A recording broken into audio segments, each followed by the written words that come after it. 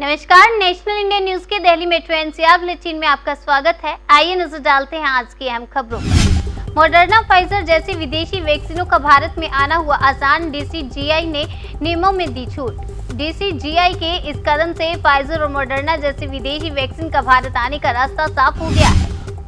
मुफ्त वैक्सीन के लिए एक साथ आवाज उठाने की है जरूरत, पीएम पर निशाना साधते हुए बोले राहुल गांधी। कोरोना महामारी के खिलाफ सबसे मजबूत सुरक्षा कवच सिर्फ वैक्सीन है। देश के जन जन तक मुफ्त टीकाकरण पहुंचाने के लिए आप भी आवाज उठाइए, केंद्र सरकार को जगाइए। केंद्र ने पेंशन नियमों में किया संशोधन, सिक्योरिटी ऑफिसर्स को रिटायरमेंट के बाद कुछ लिखने से पहले लेनी होगी इजाजत। केंद्रीय सिविल सेवा संशोधन नियम 2020 को सोमवार को अधिसूचित किया गया। नए संशोधन के तहत संगठन से जुड़ी कोई भी जानकारी शेयर करने से पहले अनुमति लेनी होगी। सरकार की वैक्सीन पॉलिसी पर दिल्ली हाईकोर्ट ने उठाए सवाल, कहा युवाओं को बचाएं, 80 साल वाले बुजुर्ग अपनी जिंदगी जी चुके हैं। दिल्ली हाईकोर्ट ने केंद्र सरकार की कोरोना टीकाकरण नीति पर सवाल उठाए।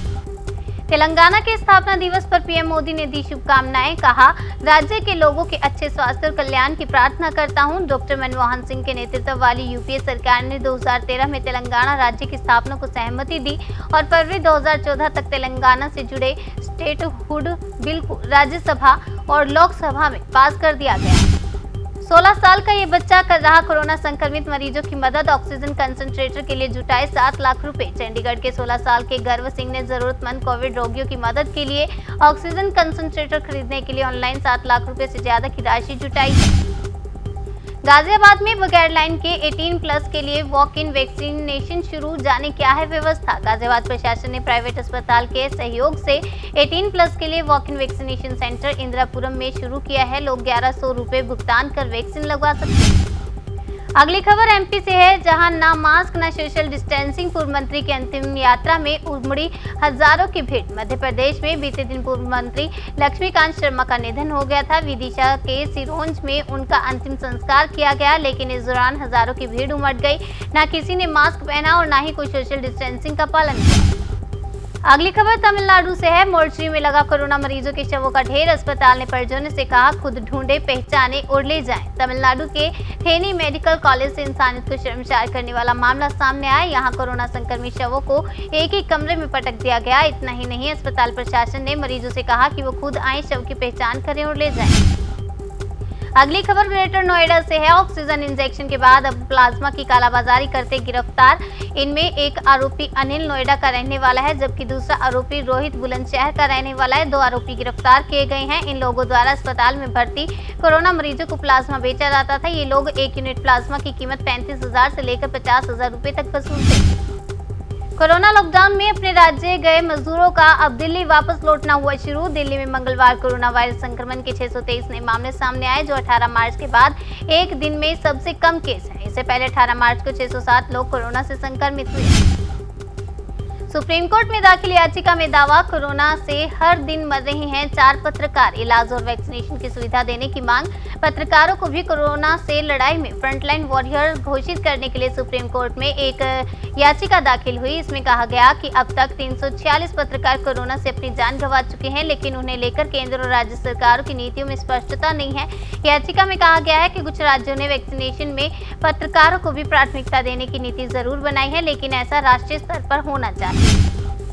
गूगल का दावा, आईटी नियम उसके सर्च इंजन पर लागू नहीं होते। दिल्ली हाईकोर्ट ने केंद्र को भेजा नोटिस। दिल्ली हाईकोर्ट ने गूगल के सर्च इंजन पर नए आईटी नियम लागू नहीं होने का दावा करने वाली कंपनी की याचिका पर केंद्र दिल्ली सरकार से अपना रुख बताने को कहा है। सीबीएसई के बाद गुजरात बोर्ड ने भी 12वीं की परीक्षा रद्द की। सीबीएसई और आईसीएसई बोर्ड के बाद अब गुजरात बोर्ड ने भी 12वीं की परीक्षा रद्द कर दी है। गुजरात सरकार ने बुधवार को 12वीं की परीक्षा रद्द करने का आदेश जारी किया। कोरोना कर्फ्यू में छूट के दौरान लापरवाही से सीएम योगी आदित्यनाथ नाराज दिखाई दिए और दी सख्त हिदायत। सीएम योगी ने हिदायत दी कि रात्रिकालीन बंदी को प्रभावी बनाने के लिए शाम 6 बजे से ही पुलिस और स्थानीय प्रशासन सक्रिय हो जाए और कहीं भी भीड़ की स्थिति नजर न आए।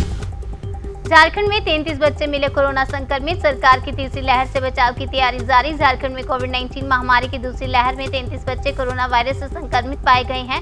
इसके बाद झारखंड सरकार तीसरी लहर और बच्चों को लेकर सतर्क हो गई है। 33 कोरोना संक्रमित बच्चों में से 25 बच्चे 6 साल से 18 वर्ष के बीच की उम्र के हैं, जबकि 7 बच्चे 1 साल से कम उम्र के हैं और 1 बच्चे की उम्र 6 साल से कम। अगली खबर बिहार से है, जहां लॉकडाउन में छूट मिलते ही सड़कों पर दिखने लगी भीड़। कहीं मनमानी पड़ न जाए भारी। बिहार में 8 जून तक लॉकडाउन लागू किया गया है। हालांकि इस दौरान व्यापार सहित अन्य क्षेत्रों में छूट दी गई है। आवश्यक सामानों की दुकानें सुबह 6 से दोपहर 2 बजे तक खुलेंगी। वहीं 25% कर्मचारियों के साथ सभी सरकारी कार्यालय शाम 4 बजे तक खुलेंगे। अगली खबर आसाम से है, जहां घटना के विरोध में डॉक्टरों ने किया प्रदर्शन। अब तक 24 आरोपी गिरफ्तार। असम के होजाई में मरीज की मौत होने से परिजनों ने डॉक्टर के साथ मारपीट की। डॉक्टर को बुरी तरह से मारा गया, जिसके बाद उन्हें इलाज के लिए अस्पताल में भर्ती करना पड़ा। इस मामले को संज्ञान में लेते हुए IMA ने गृह मंत्री को चिट्ठी लिख डॉक्टरों की सुरक्षा की मांग की है। मामले में अब तक 24 आरोपी गिरफ्तार किए गए। देश में कोरोना मरीजों के लिए अस्पताल में बिस्तरों की उपलब्धता दिखाने वाला ऑनलाइन पोर्टल शुरू। अमेरिकी भारतीय समुदाय और भारत के डॉक्टरों समेत पेशेवर के एक समूह ने पहला ऑनलाइन मानचित्र शुरू किया है। इसके जरिए देश में अस्पतालों में बिस्तरों की उपलब्धता के बारे में वास्तविक समय के साथ जानकारी दी जाएगी। फाइजर और मॉडर्ना जैसी विदेशी वैक्सीन का भारत में आने का रास्ता साफ, नहीं होगा कोई ट्रायल। अब जिन विदेशी वैक्सीन को विश्व स्वास्थ्य संगठन या अमेरिकी FDA से आपातकालीन इस्तेमाल की मंजूरी मिल चुकी होगी, उन्हें भारत में आने से कोई नहीं रोकेगा। दिल्ली मेट्रो NCR बुलेटिन में बस इतना ही। बाकी की तमाम खबरों के लिए बने रहिए हमारे साथ और देखते रहिए नेशनल इंडिया न्यूज। नमस्कार।